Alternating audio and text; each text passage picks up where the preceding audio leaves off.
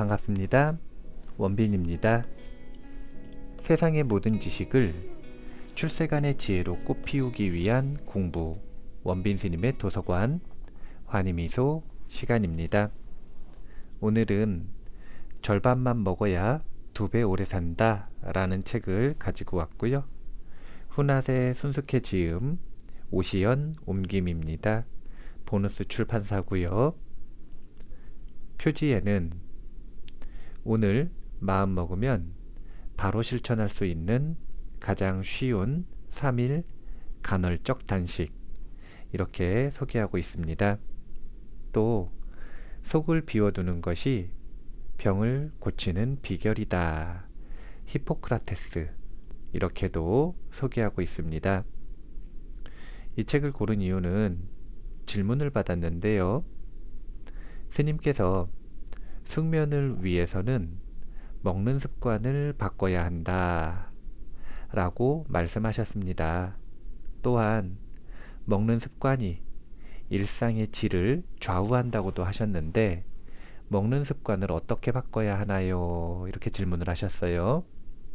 제가 답변하기는 먹는 습관을 바꾸는 것도 사실은 조금 복잡한 문제입니다.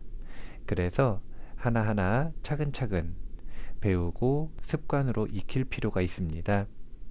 첫 번째로 연습해야 되는 주제는 바로 소식과 단식입니다. 조금 적게 먹고 또한 간헐적으로 단식을 하는 것입니다. 먼저 간헐적 단식에 대한 내용을 소개하고 싶은데, 부처님 당시에 제자들에게 부처님 뿐만 아니라 제자들과 함께 1일 1식, 하루에 정오전에 한 번 먹는 1일 1식을 연습하셨습니다. 그런데 그 1일 1식이 바로 간헐적 단식입니다. 그래서 오늘 먼저 간헐적 단식을 소개해 드리려고 합니다 라고 하면서 이 책을 소개해 드렸거든요. 머릿말부터 한번 읽어보도록 하겠습니다. 비워야 낫는다. 야생동물은 어떻게 질병에서 나을까요?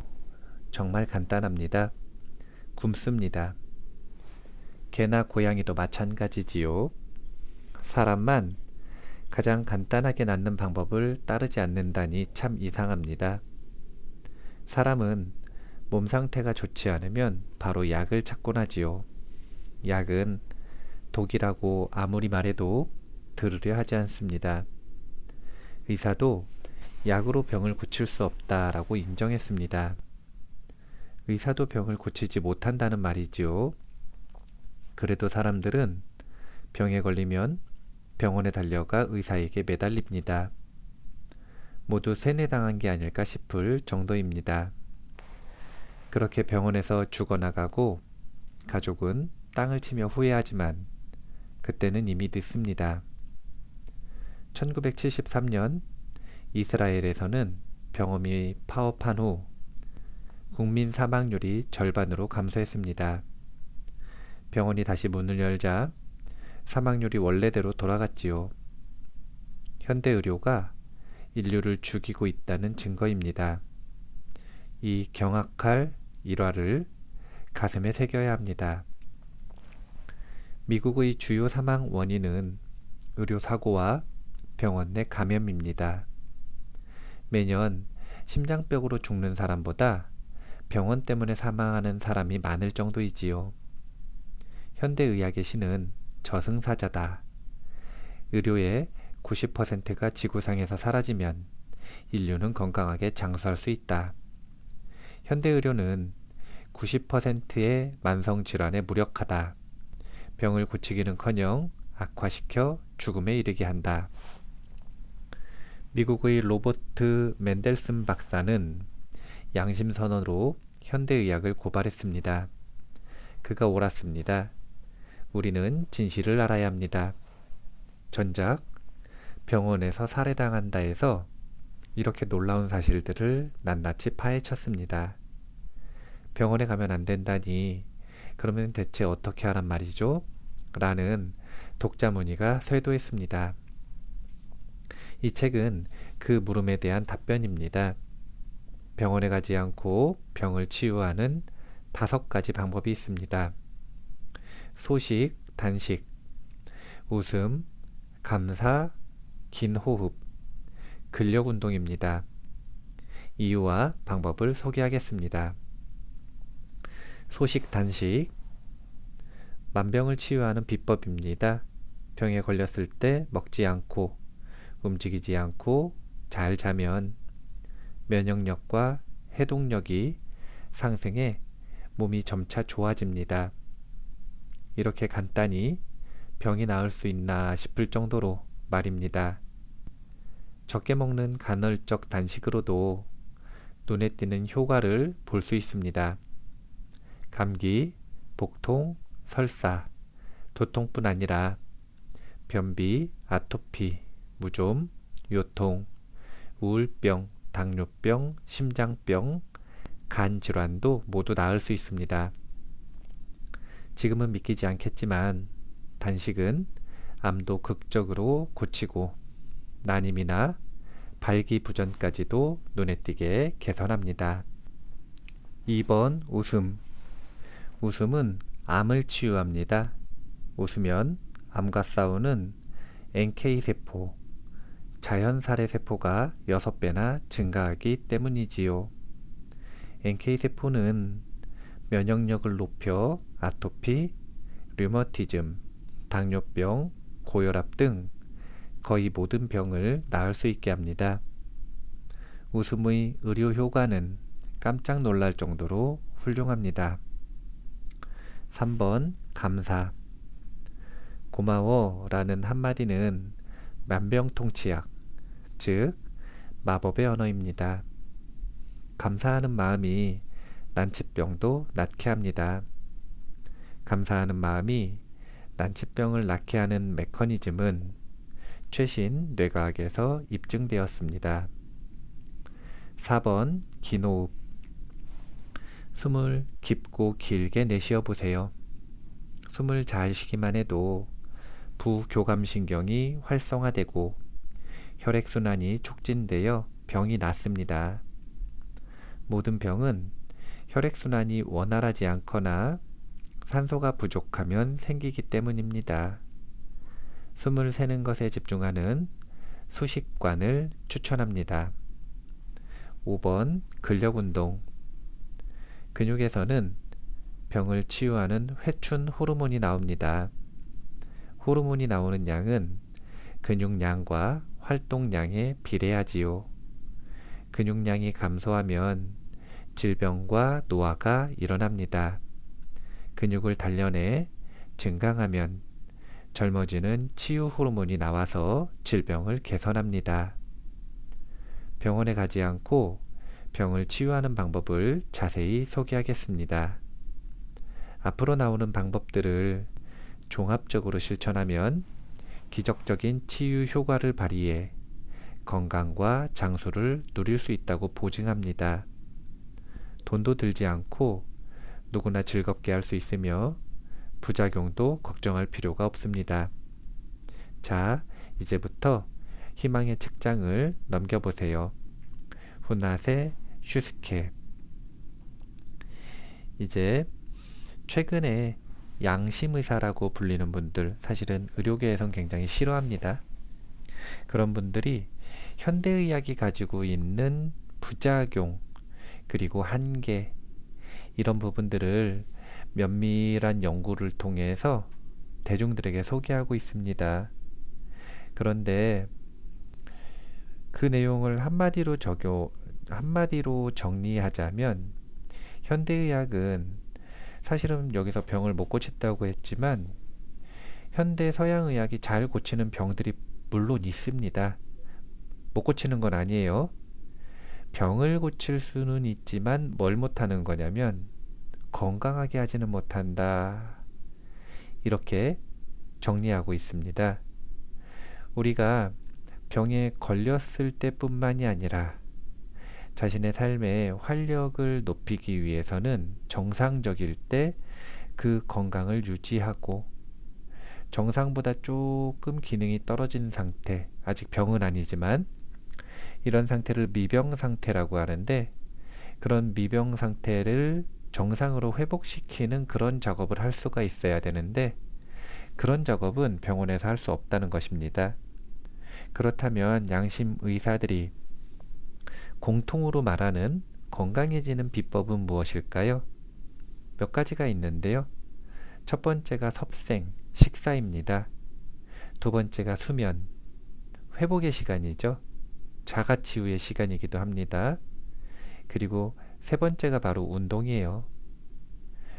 천천히 걸으면서 생기는 근육, 지근, 빠른 유산소 운동을 통해 생기는 속근, 이 지근과 속근을 적절하게 잘 개발을 하면 그 근육이 자산이 되어서 우리의 몸의 건강과 활력을 계속 잘 유지시키고 발전시킬 수 있다. 이렇게 생각을 하시면 될 것 같습니다.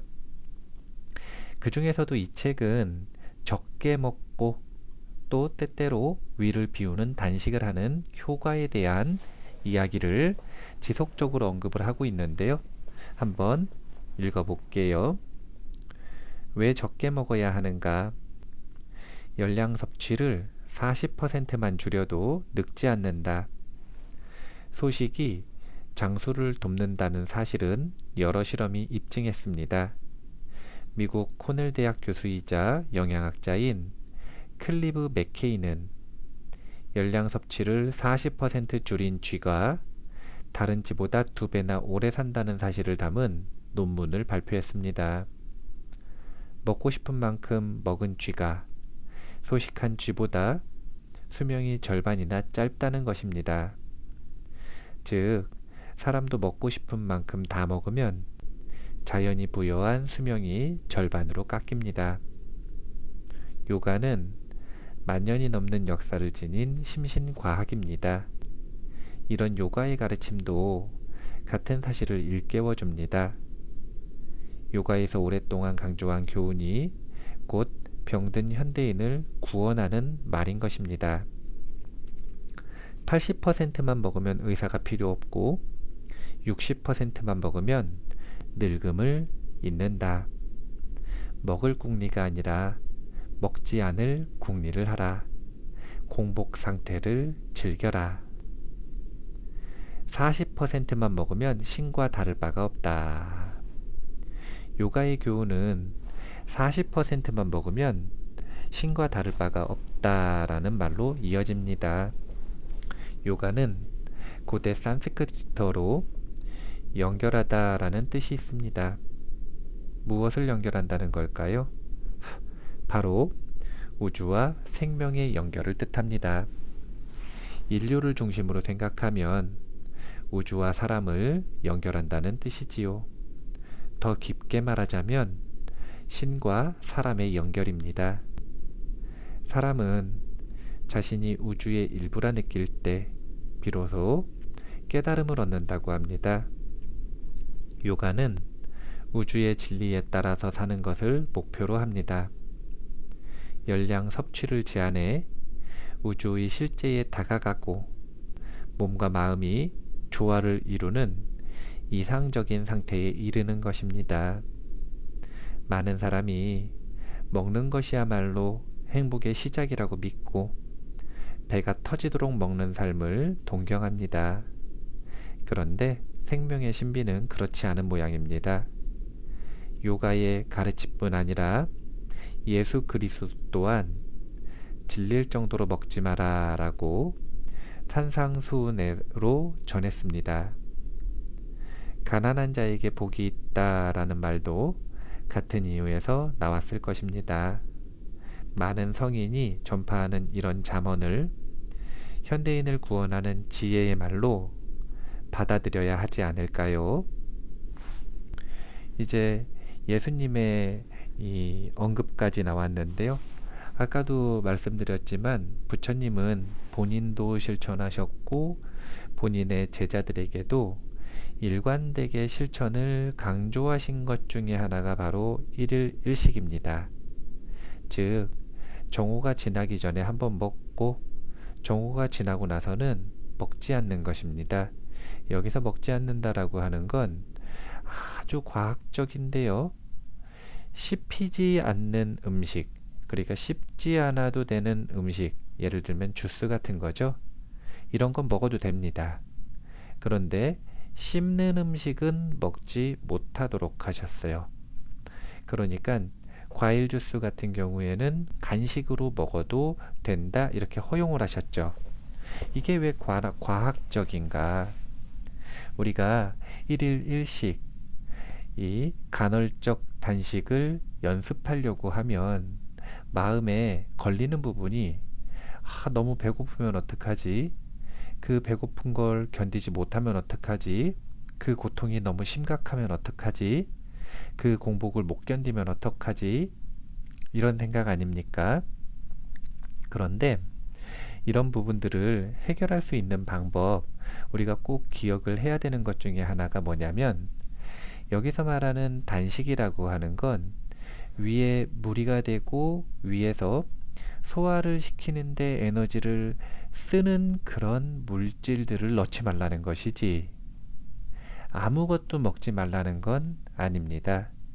그래서 단식에는 굉장히 사실은 다양한 단식 방법이 있는데, 그 중에서 과일 주스, 과일, 채소, 효소 등의 이 위에 무리가 가지 않는 음식을 먹으면서 하는 단식이 있습니다. 그렇기 때문에 단식을 아무것도 안 먹고 하는 것은 어렵지만, 예를 들어서 과일만 먹으면서 단식을 한다. 사실은 이런 식습관을 가지고 있는 이들을 프루테리언이라고 하는 분류로 이미 나누고 있고, 상당히 많은 사람들이 과일만 먹고 살아갑니다. 이런 식으로 아무것도 먹지 않는 것은 아니다. 다만 위에 무리가 가지 않는 것. 그래서 과일 주스만 먹은 상태, 이 상태는 공복이라고 표현을 합니다. 어쨌든 부처님께서는 그런 식으로 1일 1식을 하되 이 위에 무리가 가지 않는 음식으로 보식하고 간식하는 것은 허용하셨다. 즉 완벽한 과학적인 그리고 영양학적으로 괜찮은 간헐적 단식 방법을 본인도 그리고 제자들에게도 익히게 하셨다. 이렇게 생각을 하시면 될 것 같습니다. 1일 1식 그리고 간헐적 단식을 조금 더 쉽게 할 수 있도록 하는 효소식, 즉 과일이나 채소를 먹는 공복 상태를 유지하는 방법에 대한 힌트를 얻을 수 있도록 내용을 조금 더 소개를 해드릴게요. 병을 치료할 때는 소식을 한다. 대사효소를 활성화하고 소화효소를 쉬게 한다.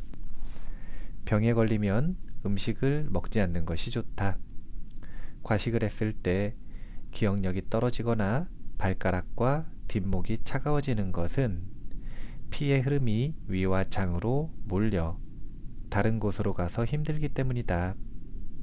채소와 과일 등 소화에 부담을 주지 않는 식사가 건강해지는 비결이다. 병에 걸린 사람은 특히 더 그렇다. 몸은 이렇게 호소할 것이다. 지금은 병과 싸우느라 대사효소가 너무 바쁩니다. 소화효소를 낭비하지 마세요 라고 말이다. 스루미 다카오미 의사도 소식이 가장 중요한 치료법이라고 강조하며 야생동물이 병을 치유하는 방법을 주목했습니다. 자신의 보금자리에서 아무것도 먹지 않고 자연 치유력을 최대한 끌어올리는 그 지혜를 높이 평가한 것입니다. 고다 미스오 의사도 마찬가지로 하루 2끼만 먹으면 건강해진다 라고 단언합니다. 옛날 사람은 많이 먹는 것의 무서움을 충분히 알고 있었다라며 양생훈의 저자 가이바라 에키켄이 한 말인 배를 80%만 채우면 의사가 필요 없다를 인용한 것입니다. 에도시대 초기의 식사는 국과 반찬 하나가 전부일 정도로 간소했으니 현대화는 양과 질적인 면에서 크게 차이가 난다. 현재 식사에 적용하면 70%도 많고 80% 정도가 타당하다라고 합니다. 원래 일본인은 하루 2끼만 먹었습니다. 일본뿐 아니라 아시아와 서구에서도 1일 2식인 시대가 꽤 길었습니다. 일본에서 1일 3식이 일반화된 것은 도시 지역에서는 18세기 초반, 농촌 지역에서는 19세기 중반 이후였습니다. 아침 식사는 거르자. 많이 먹어야 한다는 마음에는 어떤 의지가 작용하는 듯합니다. 포이트가 독일 국민에게 필요한 양의 약 2.5배나 많은 단백질을 먹으라고 권고한 것도 마찬가지입니다. 그 배후에 식욕 사업이 존재했음은 틀림없는 사실입니다. 스루미 의사는 하루의 생리 주기를 살펴봐도 배설하는 시간인 아침에는 음식을 먹지 않아도 괜찮고 밤 7시에서 8시경 저녁을 먹고 다음날 점심까지 음식을 먹지 않으면 16시간에서 17시간은 소화관이 휴식을 취할 수 있다고 말합니다. 그래도 아침 식사를 하고 싶으면 효소가 듬뿍 들어있는 생채소나 과일을 먹어보세요. 배설작용을 돕기 때문입니다. 아침에 대한 것들은 논란이 참 많죠. 아침을 든든하게 먹어야 한다라고 말하는 쪽이 있고, 아침은 먹지 않아도 된다라고 말하는 쪽이 있어요. 그런데 저는 여러 가지 의견들, 식사와 건강에 대한 여러 가지 단행본들, 연구 결과들을 메타 분석을 해보니까 어디가 더 일리 있어 보이냐면 먹지 않는 쪽, 먹더라도 과일 정도 먹는 쪽, 이것이 훨씬 더 일리가 있어 보인다라고 하는 의견입니다. 그리고 그 의견에 따르고 있죠, 개인적으로. 그런데 그 의견이 타당한 이유가 무엇인가? 그것은 우리의 하루의 리듬을 보면 첫 번째 배출, 두 번째 이 섭식, 그리고 세 번째가 동화의 리듬을 가지고 있습니다. 정오부터 우리가 무엇인가를 먹고 그러면 에너지를 섭식하는 거죠. 그리고 그 섭식한 에너지를 소화시켜서 필요한 곳에 쓰고 하는 동화의 과정이 8시간이 필요하고, 그리고 마지막으로 그렇게 동화시키고 쓰고 남은 에너지, 독소들을 밖으로 배출하는 배출의 시간이 있습니다. 그런데 그 배출의 시간이 다름 아니라 아침 시간이에요. 그래서 배출을 해야 할 때 음식을 먹어버리면 어떤 일이 벌어지는가? 소화하는데 에너지를 써버리니까 독소를 배출하는데 에너지를 쓰지 못하는 거죠. 배가 비어 있으면 음식을 먹은 게 문제가 아니라 먹었으면 소화시키는데 에너지를 써야 된다는 게 문제인 거죠. 그렇게 에너지를 써야 하기 때문에 충분히 독소를 배출하지 못한다. 그래서 현대인들이 보면 아침에 사실은 배변 활동이 굉장히 활발해야 하는데, 왜냐면 배출의 시간이니까. 그런데 변비 때문에 고생하시는 분들도 많은 것들을 보면 분명히 이 하루의 리듬을 정상적으로 유지하지 못하고 있다라고 하는 부분을 예측해 볼 수 있습니다. 그래서 개인적으로는 아침에 그냥 과일 정도 먹는 것, 이것이 가장 이상적이다 이렇게 생각을 합니다. 장 독소, 세포 변비를 추방하는 스루미식 단식. 스루미식 단식은 먼저 철저하게 장의 더러움을 해독합니다. 단식이 좋은 이유는 장의 더러움을 제거해 주기 때문이다. 현대 일본인은 다른 선진국의 국민도 그렇지만 장이 무척 오염되어 있다. 그것은 암과 심장병, 뇌졸중, 당뇨병 등의 생활습관병이 급증하고 아토피나 꽃가루 증후군 등 알레르기가 만연하는 것만 봐도 알 수 있다. 장의 더러움은 혈액을 거쳐 세포의 더러움으로 이어지는데 그 예로 콜레스테롤과 플러그, 중성지방, 곰팡이 진균, 병원균, 죽은 백혈구 등이 있다. 이것은 세포 하나하나에 숙변이 쌓여 있는 것과 같으며 이런 독소 투성이 세포로 건강을 유지할 수 있을 리가 없다. 나는 이렇게 된 세포를 세포 변비라고 부른다. 그 세포 변비는 비만과 만병의 원인이 된다. 효소가 만드는 장 면역력이라는 책에서 인용을 했고요. 효소식을 권장한다. 열량이 낮은 음식에도 필요한 영양분은 있습니다. 채식, 전채식, 생식입니다. 음식을 먹는 순서도 중요합니다. 스루미 의사는 샐러드부터 먹어야 한다고 합니다.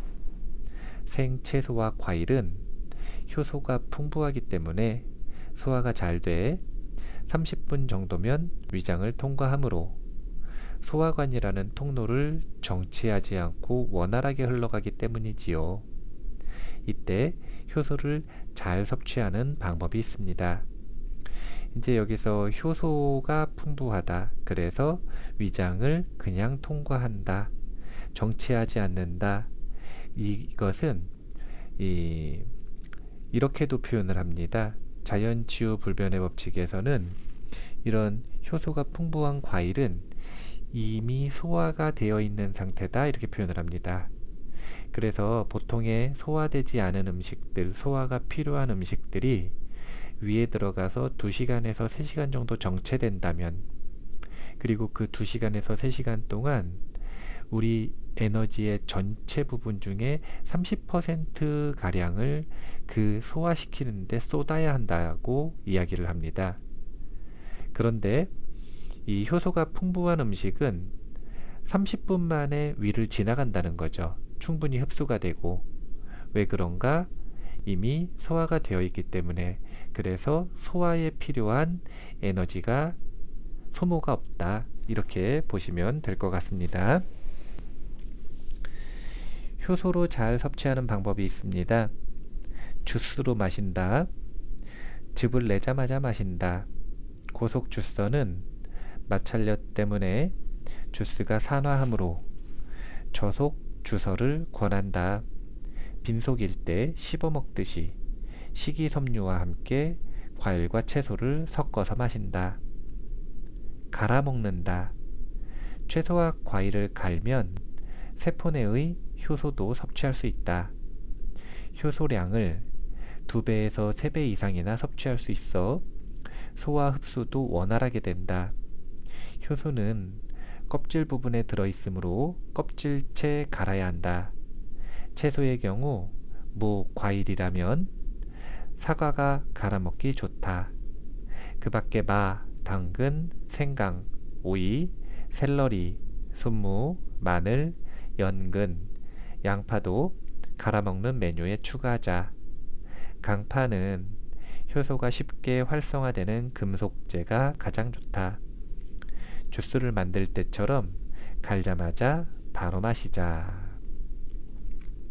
이렇게 주스를 만들어 먹는 방법을 이야기하고 있는데, 이제 주의해야 되는 점이 고속주서를 쓰는 것은 좋지 않다. 이유는 산화되므로.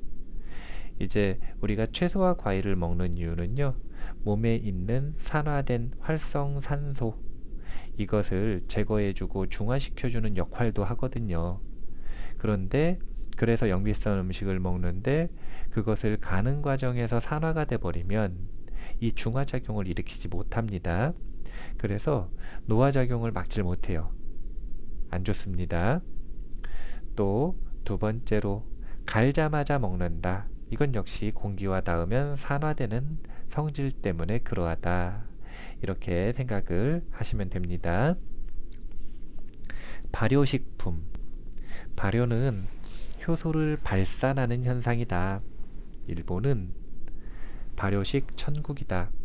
된장, 간장, 나토, 식초, 장아찌 등 다양하다. 일본인의 장소는 장아찌 덕분이라는 설도 있을 정도다. 스루미 의사는 그 중에서도 나토는 뛰어난 건강식품이다.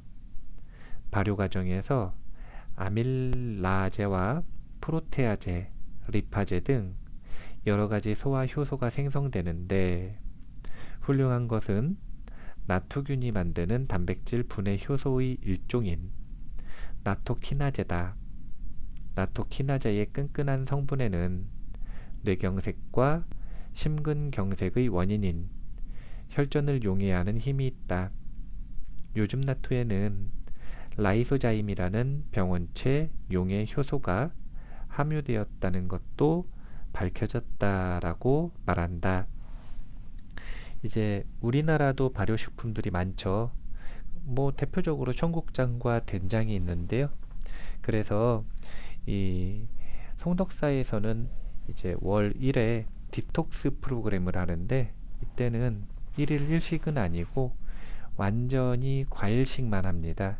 사실은 효소식만 한다 이렇게 개념을 바꾸고 있어요. 원래 이전에는 프로테리안들처럼 사실은 채소도 안 먹고 과일만 그냥 생과일을 먹거나 갈아 먹거나 3일 동안 이렇게 시간을 지내면 위를 비우고 독소를 밖으로 빼내는 그런 시기를 보낼 수가 있었는데 이제 겨울이 다가오니까 아이디어들을 좀 찾다가 이 책을 보면서 결국은 프로테리언들의 식사법이 효소식이라고 하는 걸 알았고요. 그리고 그 효소식의 관점에서 본다면 사실은 된장이나 청국장을 먹는 게 문제가 되지 않겠다 이런 아이디어들을 얻어서 이제 이번에는 된장국을 10개 끓여서 뜨거운 된장국을 주기적으로 한 번씩 먹는 것을 함께 하기로 결정을 했습니다.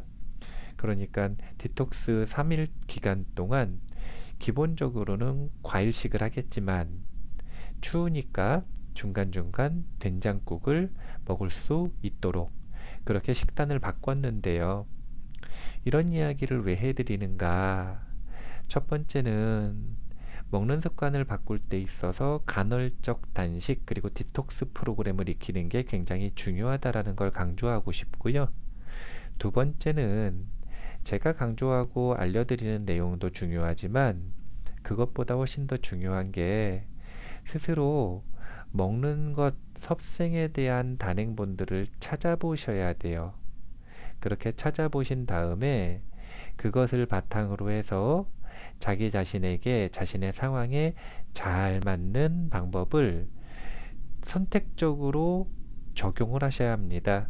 실험해보고 안 되면 다시 안 하시면 되니까 그렇게 자기 자신의 삶에 적용을 해보고 실험해보는 그런 적극성이 있으셔야 자신에게 딱 맞는 섭생의 방법을 배우시고 익히실 수 있을 것이다.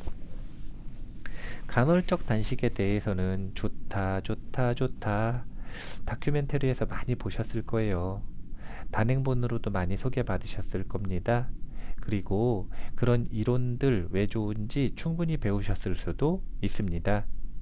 그런데 먹는 문제는요, 이론의 문제가 아니고 이해하는 문제가 아니에요. 익히는 문제죠. 실제로 실생활에서 1일 2식도 간헐적 단식이고요. 1일 1식도 더 좋은 간헐적 단식입니다. 하루에 한 번만 먹으면 많이 먹어도 살이 안 찝니다. 몸에서 독소가 빠지면 아무리 많이 먹어도 살이 안 쪄요. 그러니까 그렇게 다이어트를 하고 싶으시든 건강하고 싶으시든 아니면 질문자가 질문하신 것처럼 숙면을 취하고 싶으시든 더 나아가 공부를 잘하고 싶으시거나 아니면 수행을 잘하고 싶으시더라도 먹는 것을 조금 줄이고 단식을 연습하시는 그런 노력을 한번 기울여 보셨으면 좋겠습니다. 오늘 여기까지고요. 마치겠습니다. 세상의 모든 지식을 출세간의 지혜로 꽃피우기 위한 공부 원빈 스님의 도서관 환희미소 시간이었습니다. 감사합니다.